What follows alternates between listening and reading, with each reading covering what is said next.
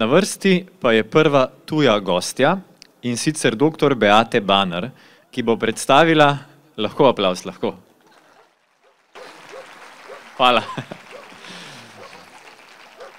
Dr. Beate Banner, ki bo predstavila področje tožb in pravne situacije v Nemčiji, po kateri se Slovenija tudi v pravnem smislu zelo pogosto zgleduje.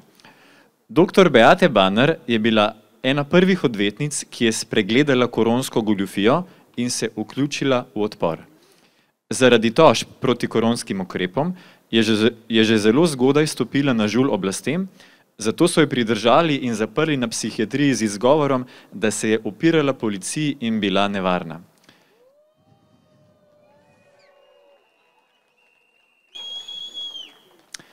Specializirala se je za medicinsko pravo.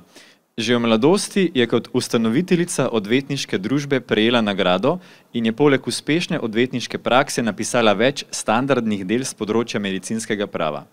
Bannerjeva je bila ena prvih odvetnic, ki je aprila 2020 na Zvezno ustavno sodišče vložila pritožbo zoper uradne protikoronske ukrepe. Njena obsežna ustavna pritožba zoper obvezno cepljenje proti...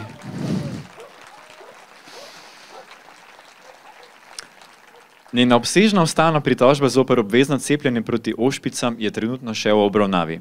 V svoji najnovejši knjigi v zvezi s cepljenjem proti COVID-19 opisuje pravno zelo tvegano področje za zdravnike, ki se cepijo in s tem povezane nevarnosti za bolnike. Sodeluje v nemški skupini odvetnikov za človekove pravice AFA Nemčija. Iz nemščine pa bo prevajala Diana Vali. Aplavz še zanjo, prosim.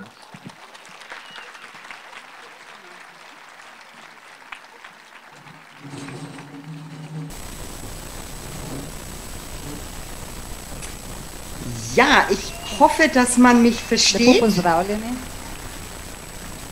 Ich hoffe, dass ich gut übertragen werde und gesehen werde. Ich muss mal kurz das Mikro nochmal. Ja. Herzliche Grüße nach Slowenien aus Heidelberg, einer kleinen, hübschen Studenten-Universitätsstadt südlich von Frankfurt. Auch bei uns scheint die Sonne wie bei euch in Slowenien. Okay. Danke, herzlich willkommen noch einmal, Frau Dr. Banner. Ich werde immer wieder übersetzen, deshalb bitte ich Sie, kleine Pausen zu machen. Ich werde Sie zuerst vorstellen. Dr. Bannerjeva se nahaja v mestu Heidelberg v južnem delu Nemčije, kjer jo tudi obsije tako prijetno sonce kot nas.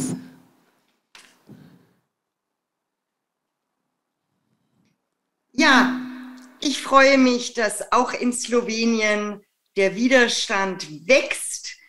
Slowenien ist ein kleines Land, aber manchmal kommen ja die Veränderungen aus dem ganz Kleinen. Wenn sie stark sind, können wir genauso wirksam und erfolgreich sein wie große Bewegungen. Daran glaube ich ganz fest. Gospa je vesela, da se je upor tudi razvil v tako majhni deželi, kot je Slovenija, in tudi verjame v to, da se v bistvu večji upori včasih razvijajo ravno v manjših skupinah, v manjših deželah. Wissen Sie, ich sehe beispielsweise meine Position als Rechtsanwältin. Vidim svojo vlogo kot odvetnica. Wie ein kleines Moskito. Ein Moskito, wenn Sie nachts das Licht ausmachen und wollen gerade schlafen, und das ist mir vor kurzem passiert, und dann fängt es an zu summen. Svojo vlogo vidim kot komar, ker ravno ko vse utihne in se luč ugasne, takrat se zasliši zvok komarja. Und dann wissen Sie genau, dass das Moskito Sie jetzt Minuten oder Stunden lang ärgern könnte. In že zaznamo, da nas bo ta komar lahko tudi ure in ure nadlegoval. Und ich glaube, das können wir einzeln gut, wir können es in kleinen Gruppen und wir können es in kleinen Städten und kleinen Ländern. Und das ist, man unterschätzt die Kraft und die Möglichkeit eines Moskitos, ja, die Menschen, die Großen, die Mächtigen wirklich zu ärgern. Und wir sollten uns, ich selber sehe mich im Moment wirklich als ein solches Moskito und ich finde, ich bin ein erfolgreiches Moskito. Tako kot samo en posamičen komar ali pa majhna skupina komarjev lahko nadleguje tudi zelo veliko skupino ljudi, tudi veljake, tako se počuti ona, kot en majhen komar, ki lahko veliko stori.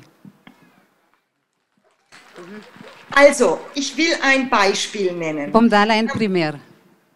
Ich habe einen Telegram-Kanal, es sind jetzt etwa 41.000 Abonnenten. Ima Telegram-Kanal z 41.000 abonenti. Und wir haben, oder ich habe etwa 10.000 bis 20.000 Klicks pro Post, pro Video. 10 do 20.000 klikov ima na objavo.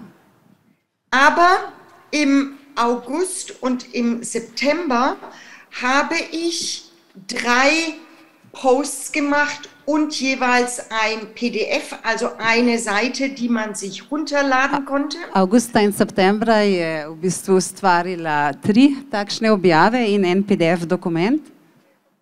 Und ich habe 3-mal eine Warnung an Ärzte verfasst. In 3-krat je tudi posvarilo zdravnikom sestavila.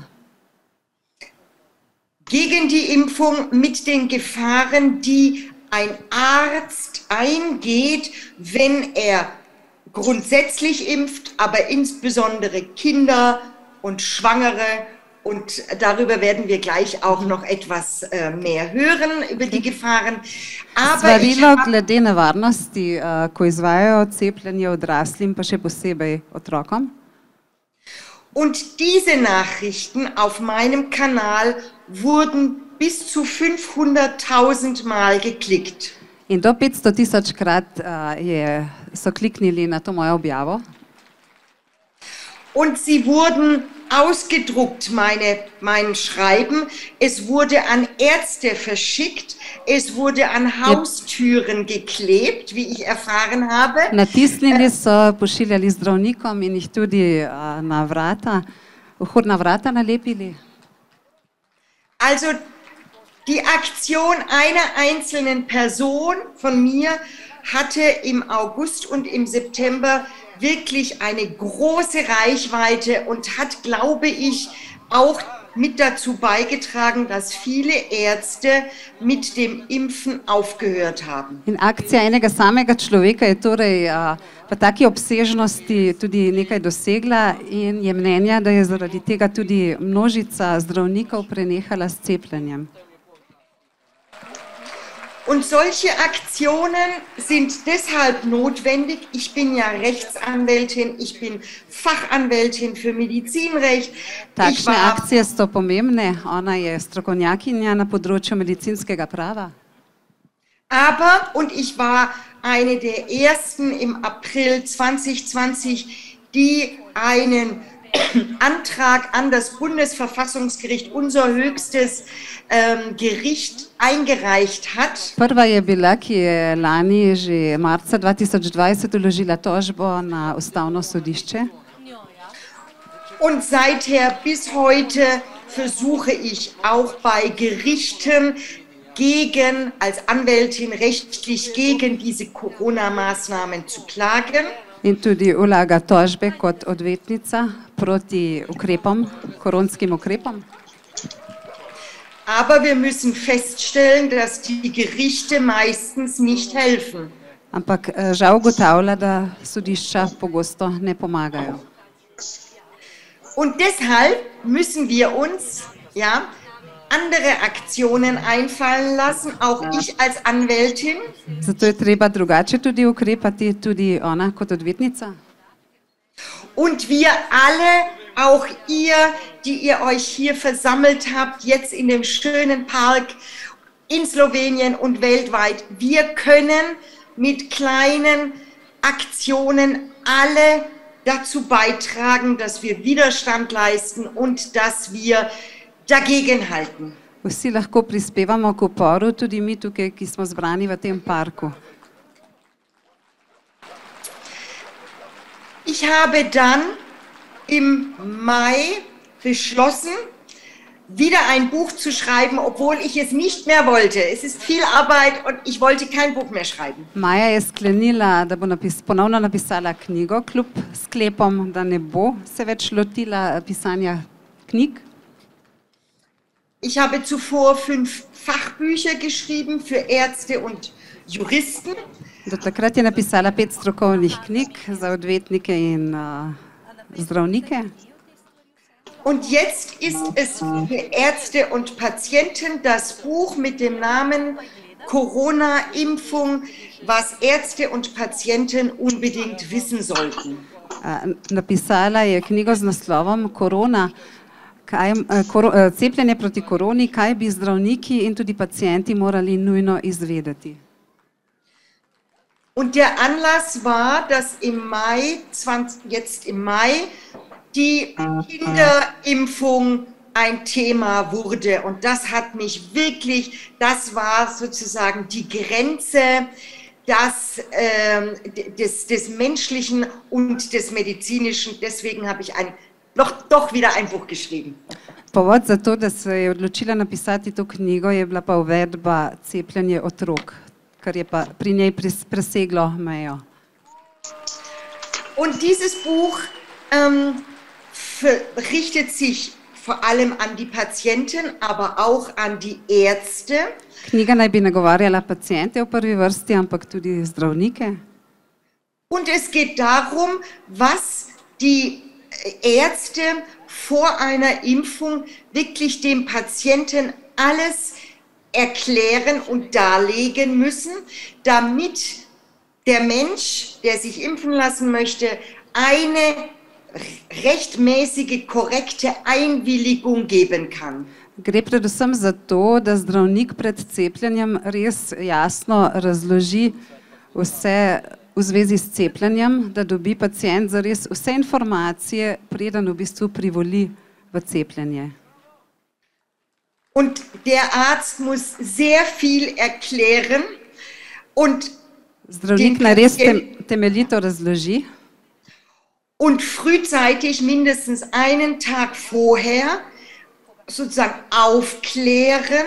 Er muss den Patienten wieder nach Hause schicken, damit der Patient eine Nacht mindestens darüber schlafen kann. In prav bi bilo, da je pacient seznanjen en dan pred cepljenjem, da lahko se zares v miru odloči, seznani in prespi tudi eno noč to svojo odločitev. Weil tatsächlich die Impfung sehr wahrscheinlich für jeden, nicht nur für Kinder und Schwangere, sondern für jeden Menschen sehr viel gefährlicher ist als der Nutzen der Impfung. Ker je po vsej verjetnosti nevarnost zaradi posledic cepljenja ne samo za otroke in nosečnice, za vse ljudi lahko večja kot korist. Nach deutschem Recht, und es ist vielleicht auch in Slowenien so, gibt es eine besondere Impfverordnung. Es gibt ja hunderte verschiedener Regelungen. Alle 3 Tage ändert sich das Recht. Na vsake 3 dni se spreminja zakonodaja v zvezi z cepljenjem. V Nemčiji pa predvideva, da tudi v Sloveniji. Und das zeigt, dass wir nicht mehr in einem Rechtsstaat leben, weil ein Rechtsstaat zeichnet sich auch durch ein stabiles und langfristiges Rechtssystem aus und nicht durch Regelungen, die alle 3 Tage geändert werden. To tudi kaže na nefunkcioniranje pravne države, ker v bistvu pravna država bi morala posredovati neko stabilnost, kar se tiče zakonov, ki se ne spreminjajo oziroma prilagajajo z sprotnimi pravilniki in odloki. Aber in dieser Corona-Impfverordnung steht auch drin, dass Ärzte über viele Dinge vor der Impfung aufklären müssen. V pravilniku pa piše, da morajo v bistvu zdravniki pred cepljenjem dejansko temeljito seznaniti pacienta. Aber, und ich glaube, dass das auch in Slowenien der Fall ist, der Arzt muss immer bei jeder Behandlung vorher aufklären über den Nutzen, über die Risiken und über die Nebenwirkungen. Das musste nicht in einer gesonderten Verordnung stehen, aber wir haben sozusagen zwei rechtliche Beine, die Rechtsprechung und das Gesetz in Deutschland über die Aufklärung vor einer Behandlung und noch diese spezielle Corona-Verordnung. Verjetno je podobno kot v Nemčiji, je zdravnik dolžan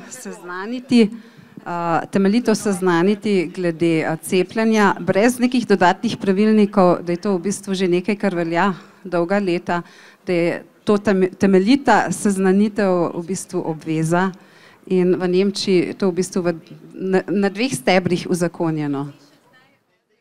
So, und jetzt muss der Arzt erst einmal über die Corona-Krankheit selbst aufklären und dem Patienten sagen, dass Corona eine milde Erkältungskrankheit ist. Zdravnik naj bi seznanil pacienta že o sami bolezni, o koroni, da gre v bistvu za blažjo prehladno obolenje. Die nach unserem Robert-Koch-Institut, das ist die Gesundheitsbehörde, die für all die Informationen bei uns seit 1,5 Jahren zuständig ist. To vlogo naj bi opravljal Inštitut Roberta Kocha v Nemčiji, ki je ključna inštitucija sedaj leto in pol. Und dort ist veröffentlicht, dass bei Menschen, die überhaupt Symptome haben, nach dem PCR-Test, die meisten haben ja keine Symptome, wenn sie einen positiven PCR-Test haben. In v bistvu sam ta Robert Koch inštitut je objavil, da v bistvu večina ljudi, ki v bistvu mora opraviti PCR-test, nima simptomov. Aber wenn positiv getestete Personen Symptome haben, dann sind es 99% milde, typische Erkältungssymptome, Schnupfen, Husten, Fieber, Verlust Geschmacks- und Geruchssinn. In je objavljeno, da v bistvu pa 99% ljudi, ki kažejo simptome in so pozitivno testirani, kažejo, to se pravi v 99% blažja obolenja v smislu kašlja, prahlada, bolečega grla, nahoda. Das sagt das Robert-Koch-Institut und veröffentlicht es so. To je objavil Inštitut Roberta Kocha. Und nur 1% nach der Veröffentlichung kann oder hat eine Lungenentzündung entwickelt. In samo 1% teh simptomatskih bolnikov je razvilo pljučnico. Und an einer Lungenentzündung, wenn sie richtig behandelt wird, stirbt, muss man nicht sterben. In če se ustrezno obravnava pljučnica, ni nujno, da vodi v smrt. Also wir haben keine gefährliche, keine bedrohliche Erkrankung, sondern eine typische Erkältungserkrankung. Ne gre za neko ogrožajočo bolezen, ampak za v bistvu običajno prehladno obolenje. Und nun gibt es dagegen die Impfung, die innerhalb von wenigen Monaten zugelassen wurde durch eine schnelle, bedingte europäische Zulassung. Proti temu pa stoji sedaj cepljenje, ki je bilo odobreno, pogojno odobreno v nekaj mesecih. Und wir müssen dazu Folgendes wissen. Alle Impfstoffe sind genetisch veränderte Organismen. Vse sestavine so genetsko spremenjeni organizmi. Und dafür gibt es im europäischen Recht sehr, sehr strenge Sicherheitsvorkehrungen, bevor die Impfstoffe zugelassen werden können. In načeloma obstajajo zelo, zelo visoki varnostni ukrepi znotraj EU, preden se lahko to vrstna cepiva sploh lahko odobrijo. Nun ist es so, dass letztes Jahr mit einer EU-Verordnung aus Juli 2020 alle 4 Hersteller dieser Corona-Impfstoffe von diesen strengen Sicherheitsmaßnahmen befreit wurden. In lansko leto je EU osvobodilo teh zelo strogih v bistvu ukrepov, varnostnih ukrepov je osvobodila Evropska unija vseh 4 proizvajalcev cepiv. Es gibt keine Sicherheitsprüfungen, keine toxikologischen Untersuchungen, keine Prüfungen auf Wechselwirkungen mit anderen Medikamenten und so weiter. Ni bilo nobenih toksikoloških preiskav, nobenih preiskav na področju tudi souvplivanja z drugimi zdravili. Und deswegen sehen wir jetzt auch tatsächlich unglaublich viele Nebenwirkungen und Todesfälle in Deutschland und europaweit. Zato je prišlo do v bistvu mnogih tudi smrtnih primerov in tudi hujših stranskih učinkov, ne samo v Evropi, ampak po celem svetu. Und diese Nebenwirkungen werden in der Presse, aber auch von den Ärzten verschwiegen, das heißt nicht gemeldet an die zuständigen Behörden. In ti stranski učinki se ne javljajo, ne strani medijev, ne strani zdravnikov na ustrezne urade. Wir müssen damit rechnen, dass die tatsächlichen Nebenwirkungen zwischen 20 und 100 Mal höher sind, als sie uns in den offiziellen Stellen gemeldet werden, wenn man sie findet. Es wird ja nicht veröffentlicht, aber man kann die Zahlen finden. Sie werden circa 20 bis 100 Mal höher sein, als was genannt wird. In se ocenjuje tudi na podlagi podatkov, do katerih se lahko pride, ki sicer niso javno objavljeni, lahko računamo s tem, da je število stranskih učinkov 20 do 100-krat večje, kot je uradno predstavljeno.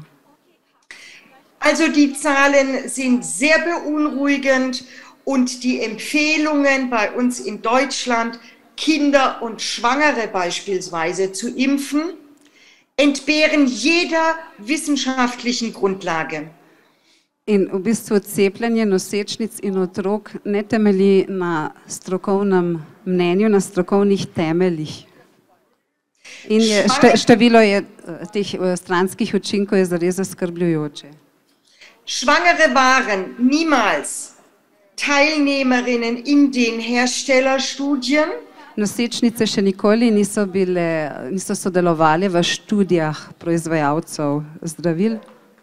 Und bei Kindern und Jugendlichen ist die Gefahr, an Corona zu erkranken, so gering und die Nebenwirkungen schon aus den Herstellerstudien sind so gewaltig, dass ein Arzt Kinder und Jugendliche niemals impfen darf. Niemals.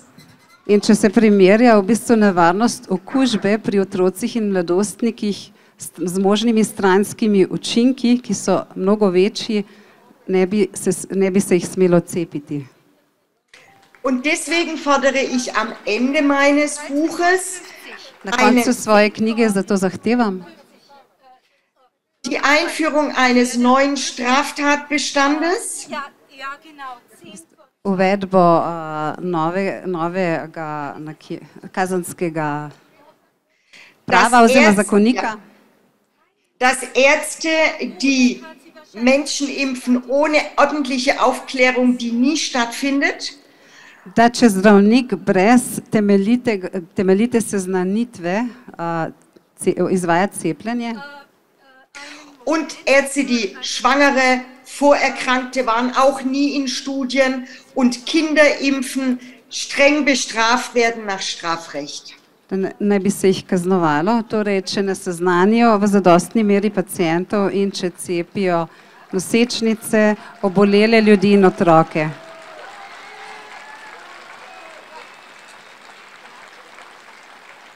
wenn sich jemand findet, der Interesse hat, dieses Buch, das ist jetzt auch in die Bestsellerliste aufgenommen worden und es ist bei Amazon unter anderem Bestseller in der Rubrik Mafia und organisiertes Verbrechen.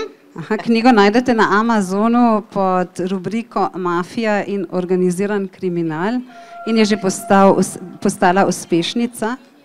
Also mein Verlag und Verleger ist mit Sicherheit offen, falls Interesse besteht, es ins Slowenische zu übersetzen. Wir werden das nicht tun. Wir übersetzen nicht in andere Sprachen, aber wer das gerne möchte, soll sich an mich oder den Verleger wenden und es gibt mit Sicherheit dann eine gute Möglichkeit, falls es Interesse besteht. Es ist deutsches Recht, aber die Prinzipien gelten mit Sicherheit in jedem demokratischen Rechtsstaat, die Prinzipien einer ordnungsgemäßen ärztlichen Behandlung. Se pravi, založba ne bo prevajala knjige v druge jezike, ampak so vsekakor odprti, če bi bil interes za prevod v slovenski jezik, saj so principi prava podobni v naši nemški državi. Jetzt sehe ich meine Kollegin Renate Holzeisen. Ich glaube, meine Zeit ist jetzt hiermit beendet, oder? Das muss die Organisatorin sagen.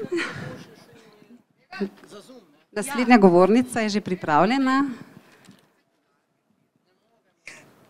Und deswegen, ich denke, jetzt kommt die nächste Sprecherin und ich verabschiede mich deswegen bei Ihnen, wünsche Ihnen in der Bewegung und im Widerstand weiterhin ganz viel Kraft. Wir werden wahrscheinlich noch einen langen Atem brauchen. Želi nam vsem dolgo sapo pri uporu in vztrajnost. Aber die Bewegung zieht sich auch zusammen. Wir, wie ein Schwarm, glaube ich, dass wir uns jetzt auch national und international vernetzen und kennenlernen und damit eine gute Kraft und eine gute Stärke bekommen. Zagotovo se bomo mednarodno vse bolj povezovali in tako pridobivali na moči.